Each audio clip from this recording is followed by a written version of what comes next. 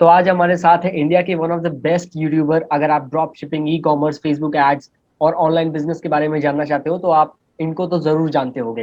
And मेरे को बहुत प्राउड हो रहा है to feature Danish sir on this channel, क्योंकि बहुत कुछ सीखा है मैंने भी इनसे। And it's so great to have you here sir. Thank you so much कि आप आए चैनल पर। Thank you and Gaurav. I would request you कि आप थोड़ा सा जर्नी के बारे में अपनी बताओ शुरू में, मतलब कि आप अपनी जर्नी कैसे ड्रॉप शिपिंग की जर्नी आपकी शुरू हुई। एंड उसके बाद हम ड्रॉप शिपिंग और फेसबुक एड्स के बारे में भी बातें करेंगे। एंड पहले तो थैंक यू सो मच कि आप आए यहाँ पर। एंड आप अपनी जर्नी के बारे में कुछ बताइए ताकि लोगों को थोड़ा सा मोटिवेशन मिले। थैंक यू गौरव। अगर मुझे कहीं भी मौका मिलता है किसी भी प्लेटफॉर्म से अगर लोगों तक अपना मैसेज पहुंचाने में, तो मेरा ये सौभाग्य है। और अबाउट माय जर्नी, तो ई कॉमर्स की अगर मैं बात करूँ तो 2015 से स्टार्ट किया था। उस टाइम पे लोकल न्यूज़ चैनल चल रहे थे, तो वहीं पर ही स्क्रॉल ऐड लगा के हमने स्टार्ट किया था, मतलब प्रोडक्ट सेल करना। मैंने एफिलिएट मार्केटिंग भी की कुछ, तो फिर मज़ा नहीं आया दूसरे प्रोडक्ट बेचने में, तो ड्रिल डाउन किया, नॉलेज ली थोड़ी सी कैसे ड्रॉप शिपिंग या ई कॉमर्स किया जा सकता है। और ड्रॉप शिपिंग में फिर स्टार्ट किया। इंटरनेशनल ड्रॉप शिपिंग होती थी उस टाइम, इंडिया में कोई ऐसी सर्विस ही नहीं थी जिससे हम ड्रॉप शिपिंग कर सकें। अली एक्सप्रेस की सर्विस इंडिया में बहुत ख़राब थी, 45 डेज़ लगते थे प्रोडक्ट आने में। तो इंडिया तो भूल ही गए थे हम, मतलब कि इंडिया में सही नहीं है। वैसे डॉलर में पैसे कमाने का एक चस्का था और एक क्रेज़ भी था, और कंपटीशन भी बहुत कम था उस टाइम पे। सब लोग इतने मतलब अवेयर नहीं थे ड्रॉप शिपिंग के बारे में, ऑनलाइन प्रोडक्ट सेल करने के बारे में। और अगर मार्केटिंग की बात करें तो उस टाइम ऑर्गेनिकली भी हमारे प्रोडक्ट सेल हो जाया करते थे गूगल के थ्रू। और अगर फेसबुक मार्केटिंग करते तो वो कॉस्ट भी कम जाती थी और काफ़ी इफ़ेक्टिव, मतलब उस टाइम मार्केटिंग रहा करती थी। अब में और तब में तो बहुत ज़्यादा फ़र्क है। तो बस ये जर्नी स्टार्ट हो गई तभी से। एक ज्वेलरी स्टोर से मैंने स्टार्ट किया था और आज मल्टीपल स्टोर हैं। और आप लोगों के सामने एक चैनल भी स्टार्ट कर दिया है डिजिटल दानिश के नाम से, जहाँ पर कोशिश करता हूँ जो मेरा एक्सपीरियंस है, क्योंकि मेरे टाइम में नॉलेज गेन करना इज़ अ वेरी डिफ़िकल्ट। तो मतलब ऐसा था कि ड्रॉप शिपिंग की नॉलेज ही नहीं थी, बहुत महंगे महंगे कोर्सेज करना पड़ते थे और उन कोर्सेज में मतलब प्रॉपर नॉलेज भी नहीं होती थी। कोर्स करने के बाद भी इतना इफेक्टिव मतलब हम नहीं कर पाते थे, तो फेलियर से सीखते थे। और फेलियर के लिए इन्वेस्टमेंट चाहिए होता था, तो काफ़ी हैवी टेस्टिंग करना पड़ती थी, इन्वेस्टमेंट लगाना पड़ता था। सो अभी हम बात करेंगे पूरा ड्रॉप शिपिंग और फेसबुक एड्स के ऊपर ही, ठीक है। तो अभी जो एक कुछ क्वेश्चन सब्सक्राइबर की ओर से भी थे, क्योंकि मैंने कुछ लोगों को बताया कि I am going live with you, तो कुछ क्वेश्चंस भी आए और कुछ मेरे भी क्वेश्चंस थे। तो सबसे पहली चीज ये कि क्या सर ये ड्रॉप शिपिंग जो है ये गेट रिच क्विक स्कीम है, ऐसा कुछ है ड्रॉप शिपिंग, या फिर एक ड्रॉप शिपिंग के लिए माइंडसेट क्या चाहिए? क्योंकि बहुत सारे लोग ऐसे हैं जो कि ड्रॉप शिपिंग का कुछ एड्स वगैरह देखते हैं and then what they do is वहां पर फेसबुक पे जो बूस्ट पोस्ट का ऑप्शन आ रहा होता है या इंस्टाग्राम पे जो बूस्ट पोस्ट का ऑप्शन आता है, बस वहां से बूस्ट करते हैं, उसके बाद वो कहते हैं कि इनको कुछ सेल नहीं मिल रही है, कुछ नहीं आ रहा है। तो एक माइंडसेट क्या चाहिए आपको ड्रॉप शिपिंग के लिए, और क्या ये गेट रिच क्विक स्कीम है? नहीं गौरव, ऐसा कुछ नहीं है कि आप इससे रात रात करोड़पति बन जाओगे, अरबपति बन जाओगे। हम्म। हाँ, बिजनेस सारी चीज़ें सही रही तो आप इतना कमा सकते हो कि आप सोच भी नहीं सकते। बट यहाँ पर ऐसा कुछ नहीं है, कोई आपकी मतलब लॉटरी नहीं लगने वाली है। हम्म। प्योर बिजनेस जिसको मैं बोलता हूँ, ड्रॉप शिपिंग या ई कॉमर्स, वो प्योर बिजनेस है। आपको प्रोडक्ट सेल करने हैं, आपको मतलब एक बिजनेस जब भी करते हैं तो तीन चीज़ों का होना बहुत ज़रूरी है। आपको क्या बेचना है, मतलब प्रोडक्ट, कहाँ बेचना है, मतलब किस लोकेशन पे, और कैसे बेचना है, मतलब मार्केटिंग कैसे करनी है, किस मीडियम से, फेसबुक या गूगल, क्या स्ट्रेटजी होगी। तो ये तीन चीज़ें इस बिज़नेस में भी हैं। और जब ये तीन चीज़ें होती हैं तो प्योर बिज़नेस होता है, क्योंकि ये कोई लॉटरी तो है नहीं, जैसे मैंने पहले बताया आपको। हम्म। तो बिज़नेस करने के लिए प्रोडक्ट सेल करना होते हैं, और प्रोडक्ट सेल करने के लिए कस्टमर फाइंड आउट करना होता है। और कस्टमर ऐसे ही नहीं मिलते, टारगेटेड कस्टमर फाइंड आउट करना पड़ते हैं, जिसकी मतलब जिसको उस प्रोडक्ट की रिक्वायरमेंट है, उसकी नीड है, उसको हम फुलफिल करते हैं प्रोडक्ट के थ्रू। तो ड्रॉप शिपिंग एक मॉडल ये ऐसा है कि जिसमें हमारे पास प्रोडक्ट नहीं है, बट स्टिल हम इसको सेल कर लेते हैं। हम्म। अगर आप ध्यान दो, जैसे एक मंडी सिस्टम होता है, या फिर एक छोटे शहरों में या बड़े शहरों में एक बिजनेस ट्रेंड होता है कि मतलब कुछ लोग ऐसा करते हैं कि आपके पास प्रोडक्ट नहीं है। जैसे सपोज अगर मैं किसानों की बात करूं तो उनके पास हम्म। फसल नहीं होती, हम्म। और जो आड़ती होते हैं उस फसल को मतलब उनसे बाय कर लेते हैं पहले कि हाँ, अब मैं आपकी खेत की फसल ले लूंगा, और वो आगे उसको सेल भी कर देते हैं। तो यही सिस्टम होता है ड्रॉप शिपिंग में भी। प्रोडक्ट आपके पास नहीं है, मैन्युफैक्चर के पास है, या फिर सप्लायर के पास हैं, आपने उसके प्रोडक्ट को शोकेस किया अपनी वेबसाइट पे और सेल कर दिया। लेकिन प्योर बिजनेस है, मैं फिर से यही कहूँगा, ये कोई स्कीम नहीं है, ना ही लॉटरी है। तो टाइम भी लगता है, एक्सपर्टीज भी लगती है, अच्छे स्किल भी चाहिए, और लॉस भी होता है। सबसे एक कड़वा जो सच है ड्रॉप शिपिंग है, अगर आप सारी चीज़ें सही से नहीं करेंगे तो लॉस भी होता है। तो यहाँ रातों रात करोड़पति, मतलब रातों रात तो छप्पड़ नहीं पड़ता, बट हाँ, डे बाय डे इंक्रीज होती हैं सारी चीज़ें। और कोई भी, अगर मैं अच्छे ड्रॉप शिपिंग बंदे की, या फिर ऐसा बंदा जो ई कॉमर्स कर रहा है इंटरनेशनल, तो ऐसा कोई बंदा नहीं होगा जिसने लॉस को फेस ना किया हो, जिसमें टेस्टिंग फेल ना हुई हो, जिसकी प्रोडक्ट टेस्टिंग फेल ना हुई हो। तो फेलियर भी फेस करना पड़ता है, उसके बाद ही सक्सेस मिलती है। बट यह है, फेलियर से सीखो, उसके बाद उसको दोहराने की कोशिश मत करो, उससे नई चीज़ें सीखो, और अपने बिजनेस को नई, मतलब एक नई दिशा में ले जाने के लिए अपने फेलियर से सीखना बहुत ज़रूरी है। सो अभी मतलब शुरू जी। में आपको पूरा अपना फोकस रखना होगा ड्रॉप शिपिंग पर, सीखने के ऊपर ज़्यादा फोकस रखना होगा, और ये कोई गेट रिच क्विक स्कीम नहीं है, ठीक है। तो इसी के साथ हम चलते हैं हमारे सेकंड क्वेश्चन पे। अगर एक बिगिनर है जिसको ड्रॉप शिपिंग को शुरू करना है, तो अब आपके एक्सपीरियंस से उसे आज के टाइम पर अगर हम थोड़ा सा देखें, तो आज के टाइम पर उस बिगिनर को क्या क्या चैलेंजेस आ सकते हैं या क्या क्या डिफिकल्टीज वो फेस करेगा? देखो, बिगनर के लिए मैं हमेशा एक चीज़ कहता हूँ, जो कि मेरे यूट्यूब चैनल की या मेरी वेबसाइट की एक टैगलाइन भी है, लर्न एंड अर्न। तो किसी भी बिजनेस को करने के लिए, चाहे ड्रॉप शिपिंग हो, ई कॉमर्स हो, कुछ भी हो, whatever you want to do, you need to learn first. अब उसकी जितनी नॉलेज गेन कर सकते हो करो, उसके बाद उसको इम्प्लीमेंट करो बिजनेस में, फिर प्रैक्टिकल करना स्टार्ट करो। तो फर्स्ट ऑफ ऑल आपको नॉलेज लेनी है, आप कर क्या रहे हो, क्योंकि मैंने बहुत सारे स्टूडेंट ऐसे देखे हैं, मतलब उनको ड्रॉप शिपिंग का मतलब पता भी नहीं क्या है, बस उन्होंने देखा, थंबनेल में देख लिया, लोग एक करोड़पति बन जाते हैं और $1000 $2000 पर डे कमा सकते हैं, बस उनको करना है। उनको ये नहीं पता प्रोडक्ट कहाँ से आएंगे, कैसे होगा, कैंपेन कैसे रन होंगे, जैसे आपने बताया बूस्ट पोस्ट पे क्लिक कर देते हैं, और वो सबसे बड़ी गलती होती है किसी भी मार्केटर की। तो प्रॉपर नॉलेज लेना चाहिए, कैसे मार्केटिंग करनी है, कैसे प्रोडक्ट रिसर्च करनी है। और ड्रॉप शिपिंग का फर्स्ट स्टेप है प्रोडक्ट रिसर्च। जितना प्रोडक्ट, मतलब है ना, प्रोडक्ट में अगर जान होगी तो खुद ही बिकेगा। तो जितना स्ट्रॉन्ग प्रोडक्ट रिसर्च होगी आपकी, आपको आगे उतनी बेनिफिट्स मिलने वाले हैं, उतनी आपकी सेल ज़्यादा जाने वाली है। ठीक है। और रही बात, अगर आज की डेट में अगर कोई बिगनर है और उसको ड्रॉप शिपिंग करनी है, देखो अभी की अगर मैं बात करूं, अप्रैल में हम आप बात कर रहे हैं, तो सिचुएशन सही नहीं है। टू बी वेरी फ्रैंक, मैं आपसे ऐसा नहीं बोलूँगा कि आज आप पैसा लगा लो, आज बिजनेस करना स्टार्ट कर दो। इंडिया में आप देख ही रहे हो, चारों तरफ लॉकडाउन की सिचुएशन है। इंटरनेशनल लेवल पे भी काफ़ी सारी कंट्रीज ऑलरेडी लॉकडाउन फेस कर रही हैं। तो कहीं ना कहीं ऑनलाइन बिजनेस पे इसका असर पड़ता है। शिपिंग कंपनी अपनी सर्विस कंप्लीट प्रोवाइड करवाने में फेल हो जाते हैं हम, और आप लॉस फेस कर सकते हैं। बिल्कुल। तो ये टाइम जो है, ये लर्निंग का टाइम है। इस टाइम पे आप नॉलेज गेन करो, जिस रिसोर्स से भी आप नॉलेज गेन करते हो वहाँ से करो। और जैसी कुछ सिचुएशन सही होती है, तो एक छोटे बजट के साथ टेस्टिंग करना स्टार्ट करो। पहले प्रोडक्ट रिसर्च करो कि प्रोडक्ट क्या आप सेल कर सकते हो।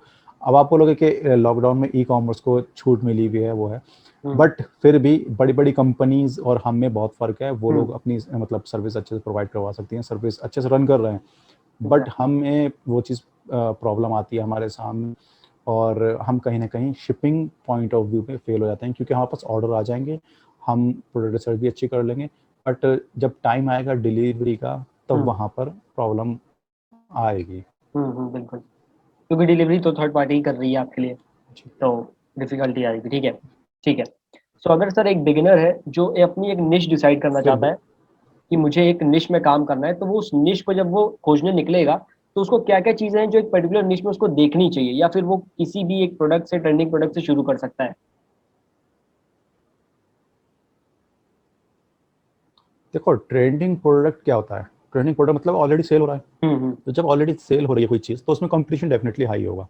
उसमें आपसे ज़्यादा एक्सपर्ट, मुझसे ज़्यादा एक्सपर्ट ऑलरेडी सेल कर रहे हैं प्रोडक्ट को, उनके लिए विनिंग प्रोडक्ट है, तो वो कहीं ना कहीं काफ़ी सारी उसकी डिमांड फुलफिल हो चुकी है, तभी तो वो ट्रेंडिंग में।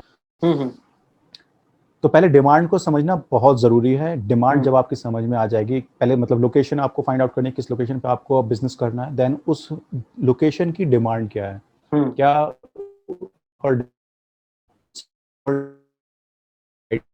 भी निश लिया कि आपका फेवरेट है तो आपने ले लिया, हम्म, आपका फेवरेट है बट उसकी डिमांड हो ना हो मार्केट में, तो ये बिल्कुल। चीज़ समझना पड़ेगी। तो डिमांड इज़ वेरी इंपॉर्टेंट चीज़। फिर उस डिमांड को फुलफिल कैसे करना है, किस निश के साथ में करना है, ये आप पे डिपेंड करता है। और अगर आप बिगिनर हैं तो general store is the best for you, क्योंकि हम्म, जनरल स्टोर में आपको बहुत सारी मतलब एक खिचड़ी पका सकते हो, वहाँ पर कोई भी प्रोडक्ट्स, कोई भी निश आप टेस्ट कर सकते हो। हम्म, ठीक है। तो जैसे कि अभी बहुत एक क्वेश्चन होता है कि हम ट्रैफिक कैंपेन से शुरू करें या फिर हम कन्वर्जन कैंपेन शुरू करें, या फिर हम कुछ टाइम तक अपना ट्रैफिक कैंपेन चला लें, उसके बाद जब हम देखें कि हाँ इस प्रोडक्ट पे क्लिक्स आ रहे हैं, उसके बाद हम कन्वर्जन पे स्विच करें। तो आपके हिसाब से क्या ये सही स्ट्रैटेजी है, या फिर हमें डायरेक्टली कन्वर्जन कैंपेन ही चला लेनी चाहिए? देखो, जो मेरी पर्सनल जी है और जो मैं अपने स्टूडेंट्स को भी बताता हूँ और नॉर्मली मैंने वही यूज़ करता हूँ, वो है कन्वर्जन। हम्म, क्योंकि देखो, हमें प्रोडक्ट सेल करनी है at at the end of the day, और फेसबुक बहुत इंटेलिजेंट है, हम्म, इंटेलिजेंट बहुत अच्छा है। अगर किसी भी सोशल मीडिया की तो सबसे अच्छा फेसबुक है, और उसका बेनिफिट मिलता है हम मार्केटर्स को। वो जो हमारे लिए डेटा कलेक्ट कर रहा है, अगर वो किसी अपने यूज़र का डेटा कलेक्ट कर रहा है, उसका बिहेवियर कलेक्ट कर रहा है, तो किसके लिए कर रहा है? हमारे लिए। हम्म, तो ऑलरेडी उसके पास बहुत सारा डेटा है, बहुत सारी info. Time waste, money waste मत करो, कन्वर्जन ही रन करो, और कन्वर्जन में अच्छी टारगेटिंग करो। अगर आपकी टारगेटिंग अच्छी है तो वो आप सेल जनरेट भी करोगे। और नॉर्मली इंडिया में तो अगर मैं बात करूं, अगर आप इंडियन ई कॉमर्स में हो या हम्म, इंडियन ई कॉमर्स कर रहे हो, ड्रॉप शिपिंग कर रहे हो, तो अगर आपकी टेस्टिंग थोड़ी सी भी सही है ना, तो आप फर्स्ट डे से ही सेल आना स्टार्ट हो जाती है। हम्म, तो कन्वर्जन ही आप यूज़ करो। ठीक है। एक और क्वेश्चन जो रहता है कि भाई जब आपके पास अच्छा डेटा हो जाएगा तब आपको अपना पिक्सल का इस्तेमाल करके लुकलाइक ऑडियंस क्रिएट करनी है। तो ये जो अच्छा डेटा है इसका सर एक क्वांटिफिकेशन क्या होगा, यानी कि कितना डेटा होना चाहिए, मतलब कि कितने परचेजेस होने चाहिए कि हाँ हम मान सकते हैं कि ये एक अच्छा डेटा है, अब हम कस्टम ऑडियंस और लुकलाइक ऑडियंस का इस्तेमाल कर सकते हैं अपने बिजनेस के लिए? देखो, अच्छा डेटा, मैं जहाँ मतलब जो मैं खुद फॉलो करता हूँ वो ये बोलता हूँ कि अगर आपके पास 100 ऑर्डर आ गए हम्म, कल से आपकी वेबसाइट पे, अगर आपकी वेबसाइट नई है, पिक्सल नया है, और वहाँ पर आपने 100 ऑर्डर रिसीव कर लिए, then you create look like, targeting कर सकते हो, लुक लाइक ऑडियंस बना सकते हो। क्योंकि वहाँ पर देखो, जो कन्वर्जन है वो नॉर्मली वही है, दो हम्म, तीन परसेंट रहता है। तो हम्म, आपके पास अगर 100 ऑर्डर आए हैं तो एक अच्छा डेटा आपके पास आ चुका है ऑलरेडी, आप उसको कैलकुलेट कर सकते हो कि कितने विजिटर आ चुके हैं आपके पास। हम्म, तो जैसा मैं हमेशा कहता हूँ कि मतलब जो के पास विजिटर आए हैं उनमें से प्रोडक्ट परचेज किया है तो 95 लोग ऐसे हैं जिन्होंने आपकी वेबसाइट विजिट किया है, आपके प्रोडक्ट को जानते हैं, हम्म, और बट उन्होंने बाय नहीं किया।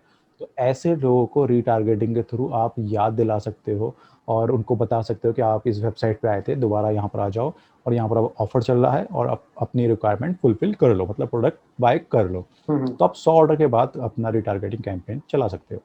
ठीक है। अभी जैसे सर मान लो कि हमारी सेल आने लगी है, अगर हमने एक टेस्टिंग कैंपेन शुरू किया था एंड अब उसमें सेल आ रही है।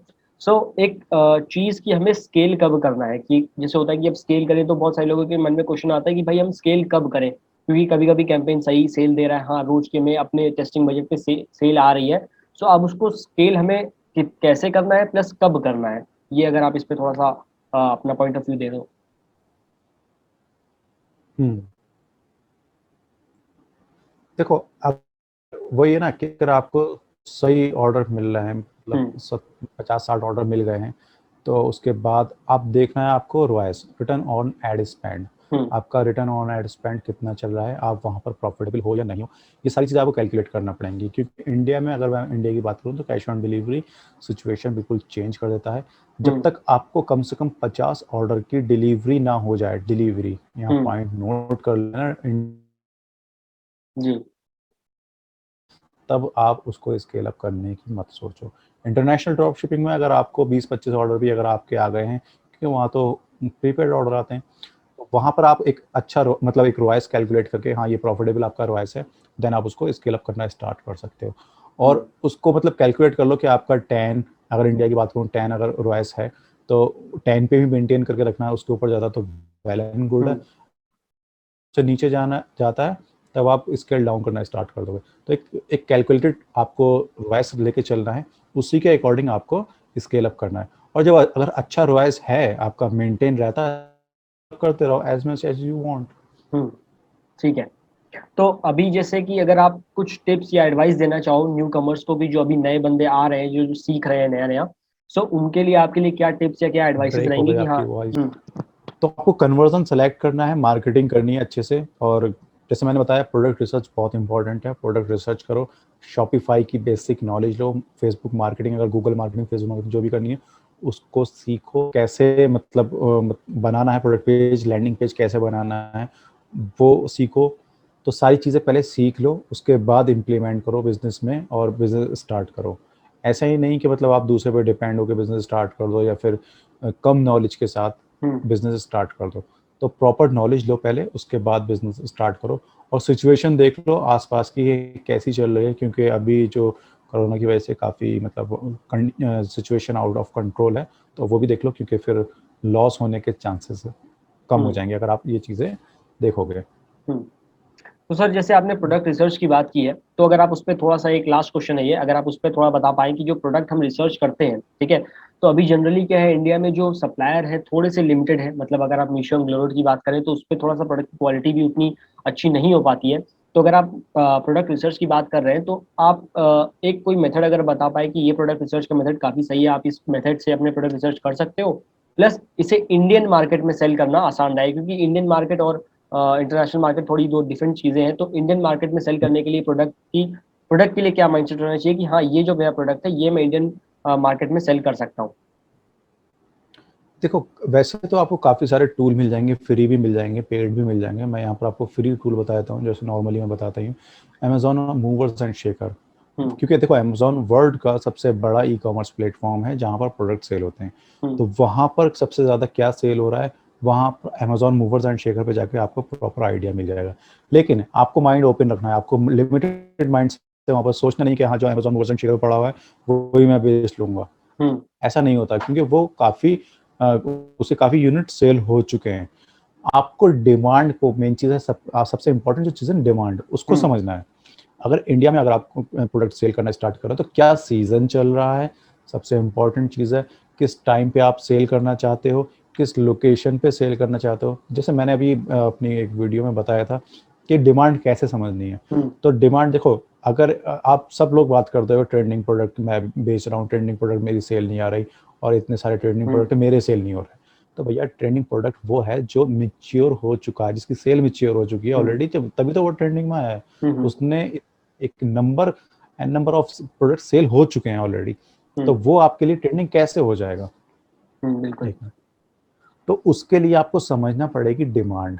जैसे मैंने एक एग्जांपल दिया था कि चॉपर अगर आपके पास है तो उसकी आपके घर में कितनी डिमांड है, आप मुझे बताओ। एक एक चॉपर बार ही तो होगा ना, एक बार हाँ, है ना। एक ही। लेकिन अभी आप टी शर्ट पहन के बैठे हो, मैं टी शर्ट पहन के बैठा हूँ, तो आपके पास कितनी टी शर्ट्स, बहुत है टी शर्ट्स तो। और आपकी कितनी फैमिली मेंबर है।